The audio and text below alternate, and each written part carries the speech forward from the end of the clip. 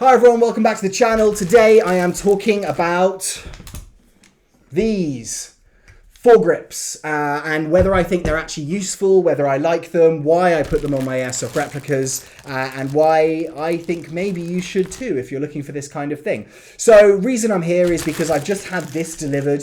I'm going to talk through this in a minute, but I actually was at SHOT Show last week and ordered something I ordered this because I picked it up and I thought, you know what, that's really quite cool and it may well fit this really well. This is my Toxicant XM5. I put a hand stop on it in my last build video and I really don't like it. I have to say, like, how I like to use a hand grip is kind of that more vertical style, and this is keeping my hand kind of at that same angle, which I just don't really like. I want something more like that so my wrist isn't as rotated. It just feels more natural for me to have it there.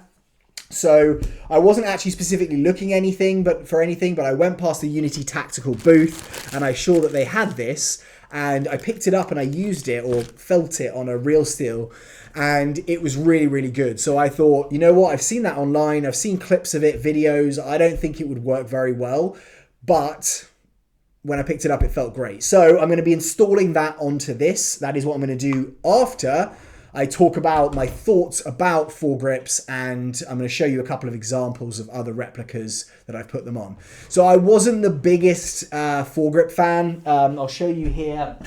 Here's my APFG Spear LT. This is a Magpul, I think it's an MVG they call it. This one is $23 if you want to buy it.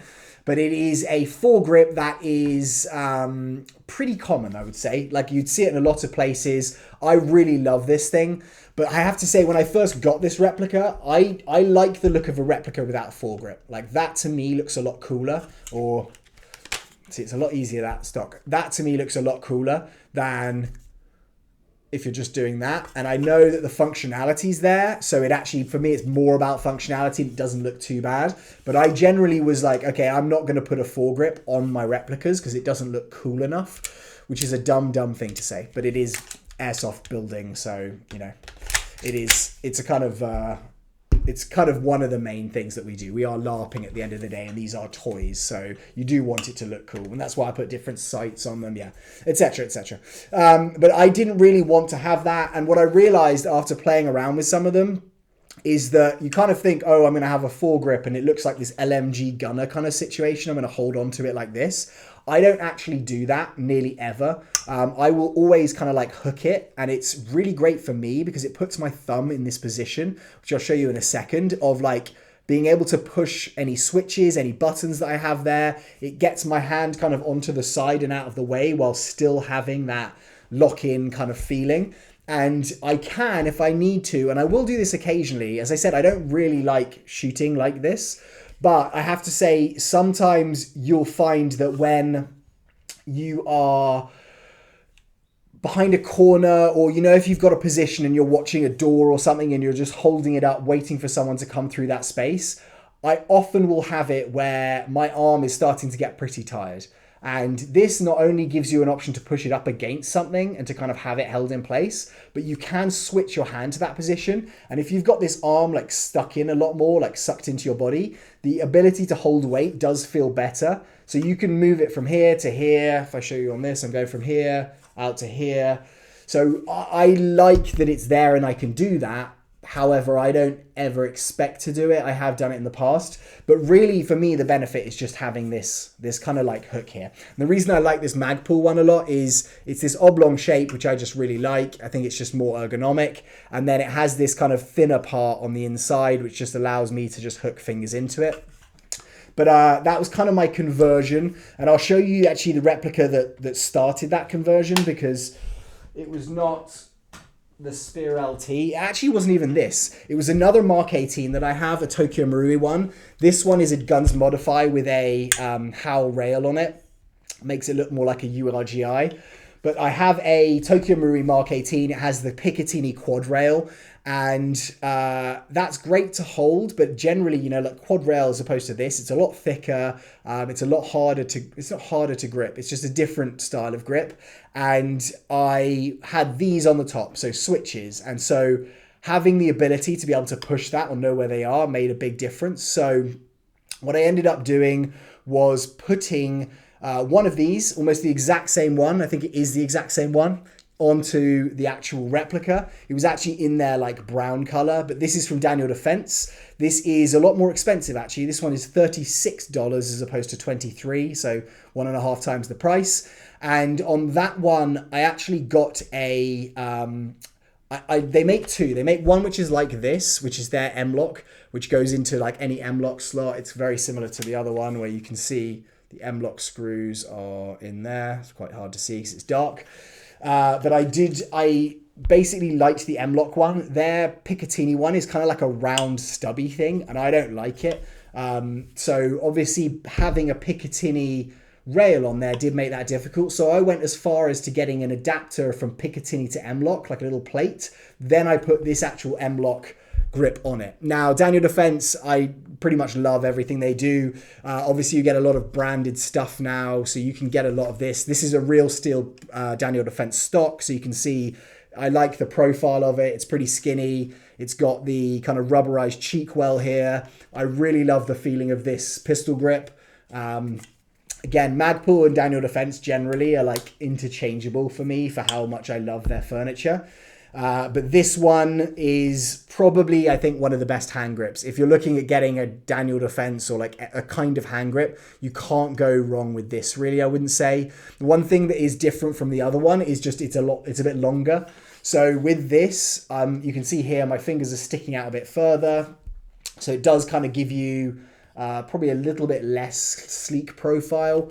And you can see it there, what it looks like. But I do like these pretty much the same. I would say this kind of rubberized feels pretty nice because it's just going to hold in better. That one, kind of the shape of it's similar. You can't go wrong with either one. But I love this, and what I love about it, which I can't show you on that one, is if you can see here, I've got an Axon SL switch, which is going to be, I've actually run out of batteries on this, I just realized. But that's going to be activating my laser and my flashlight, and it allows me basically to almost like grip it as if it's like I'm holding it round at that angle. I don't necessarily need to, I just know exactly where the switch is, and I know where I'm holding my rifle every single time. So as you can see, I'm not really gripping it like this, and if I do, I can't reach the switch. But I'll play around with my switches and the foregrip a lot, just because I want to kind of know when I'm bringing up the rifle exactly where my hand is to make my thumb in the best possible position to push that button.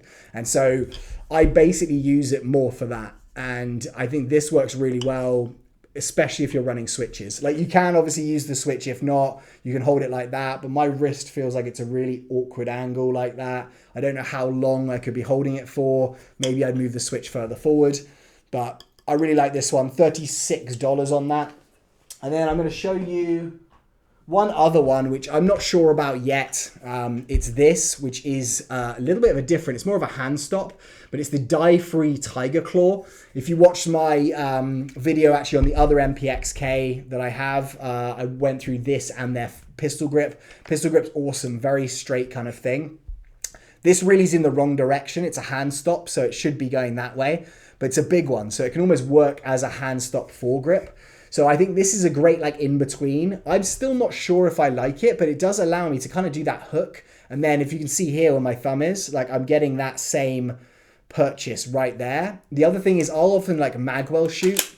And I used to do that on other platforms actually a lot more before I got the foregrip, just because of that. I think the resting of my wrist and my arm, I'd almost want to have that vertical position. So sometimes what I'll do with this one is I will magwell grip it, but actually this kind of locks my hand in there.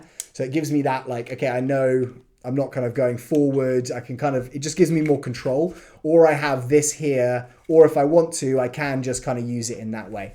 So again, it's not one that I'm sure that I'm going to keep on here yet, but that's another option for you there. And I think that's the cheapest. That's about $20. So those are three to bear in mind if it's something you want to do.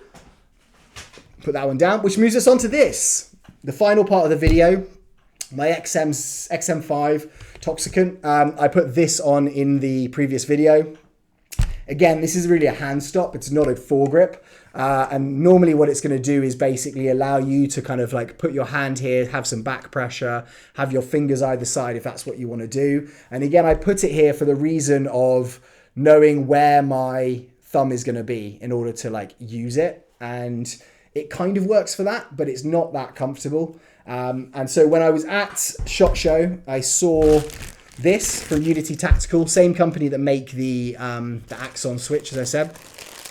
But I thought, whenever I saw it, I just thought this is too small, because you can see it's not big, this thing. If I do this here, it's not a big thing. Like, that's my hand there, and you know, it's not gonna do more than 2 fingers. However, that's kind of what I use it for anyway.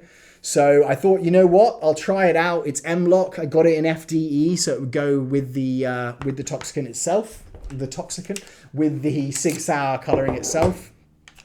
So what I'm going to do in this video quickly is remove it. So I'll just give you the before look.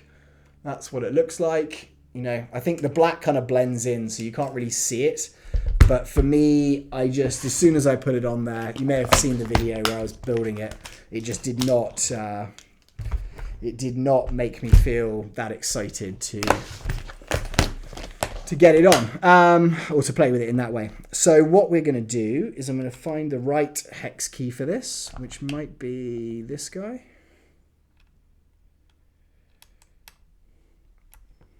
Yep. So I'm going to just quickly get this one off. I'll just strip it. This is a bit of an awkward, that's pretty great. Look at the sights holding it up. You know what, I think I might go for a slightly bigger or different shape to that one. Let's go with this maybe. No, that's going to be too big. Okay, let's stick with it. Let's just see, because I don't want to strip it.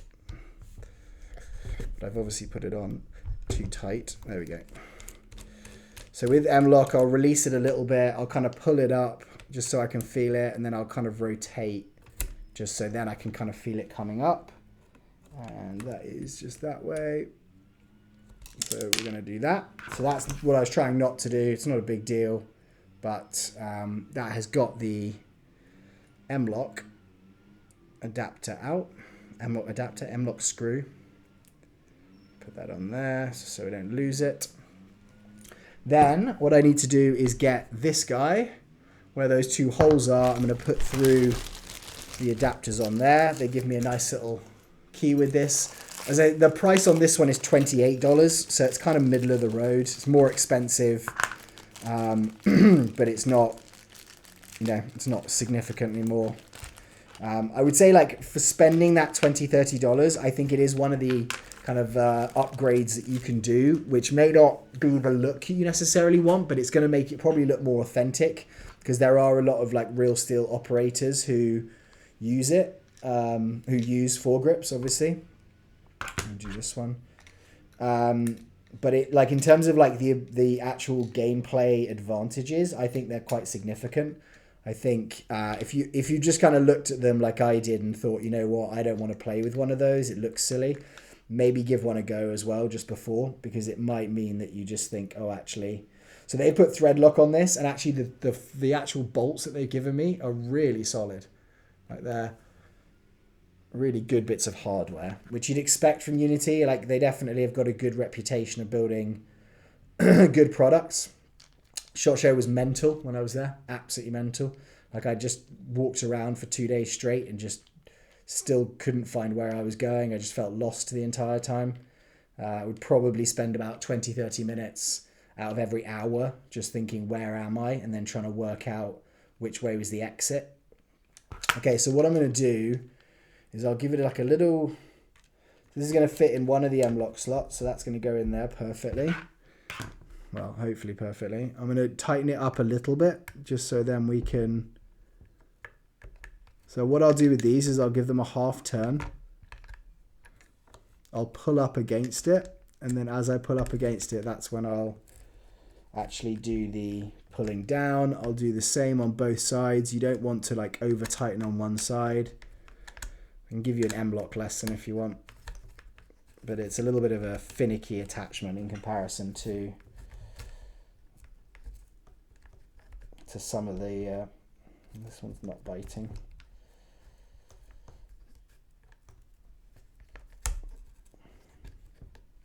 Okay, so There we go. So I'm just going to hold that there for now, just so I can feel it out. And I think that might be, like, it's at a good length just where I'm kind of like holding that, but I don't know if I want it back a bit further. If I go back further, I'm going to be,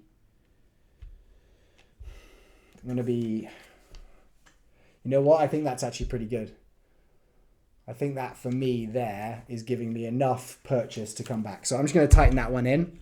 And I don't want to, like, I want to make sure it's tight, but I also don't want to make sure it is, I don't want to over tighten it and then I end up stripping the screws.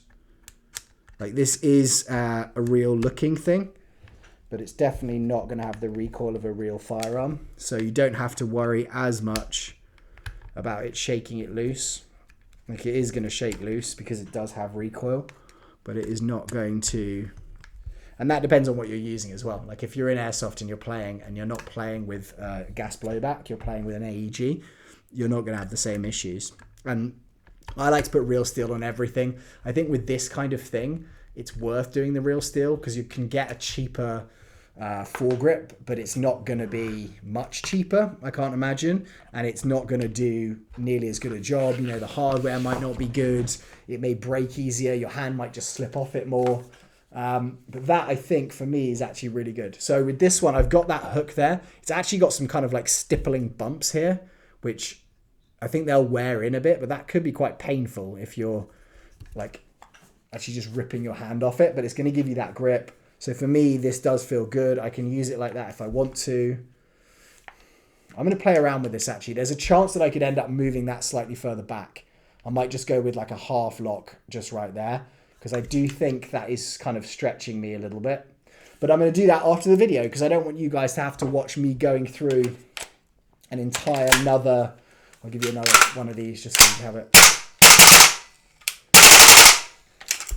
Going to be using this tomorrow, no, Wednesday night, so I'm very excited about that. But that is my thoughts, guys, and my installation of the Unity Tactical VFG, Vertical Foregrip, I think that's what they call it. Hope this has been useful to you, and you have a great day wherever you are, and I will see you on the next video. Goodbye.